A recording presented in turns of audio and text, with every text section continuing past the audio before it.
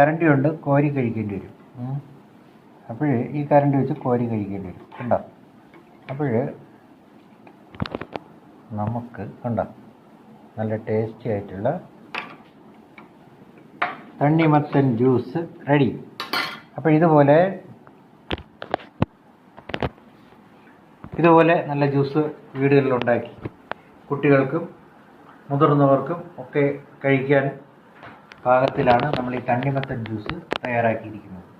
അപ്പോൾ ഈ വീഡിയോ ഇഷ്ടപ്പെട്ടെങ്കിൽ എല്ലാവരും ലൈക്ക് ചെയ്യണം. മാത്രമല്ല നിങ്ങൾ വീട്ടിലുണ്ടാക്കണം. ഈ വേനൽക്കാലത്ത് ഇതുപോലുള്ള ജ്യൂസ് വളരെ നല്ലതാണ്. ശരീരത്തിൻ്റെ ഊഷ്മാവ് കൺട്രോൾ ചെയ്യാൻ ഈ തണ്ണിമത്തൻ നല്ലതാണ്. ഞാൻ ഒന്ന് കുടിച്ചു നോക്കാം.